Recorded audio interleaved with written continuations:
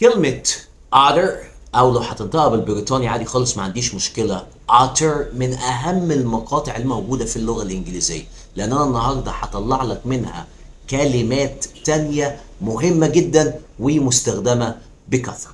يلا بينا نبتدي مع بعض. تعال الأول نعرف معنى كلمة otter. كررها تاني. otter بننطق التي كده دي خفيف في الأمريكان أكسنت. otter ليها معنيين أساسيين، ممكن تستخدم لوحدها ككلمة مش بس جزء من كلمة. المعنى الأولاني تبقى صفة بمعنى complete أو absolute. لما أقول لك مثلا this is an utter failure يعني ده فشل ذريع، فشل كامل.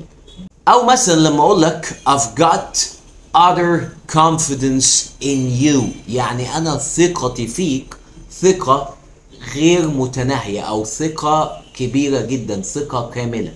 يبقى ده المعنى الأولاني. utter صفة بمعنى complete اللي هو كامل أو absolute مطلق. المعنى الثاني لكلمة utter إنها بتيجي كفعل بمعنى say. لما أقول لك don't utter a word يعني ما تقولش ولا كلمة. don't you utter a word يبقى utter معناها إنك تقول to say something. اوكي ده المعنى. بقى نلعب في كلمة utter كده ونطلع منها كلمات تانية. لو حطينا على utter المقطع بقى s بيبقى عندنا كلمة حلوة جدا وهي stutter ومعناها انك تقطع في الكلام او تتلعثم.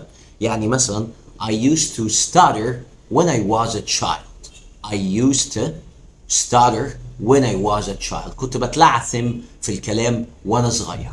شلنا الاس وحطينا ام بنقول mother ومعناها انك تتمتم او يعني تتكلم بطريقه غير مسموعه محدش سمعك، زي ما نقول كده باللغه العربيه بيتمتم.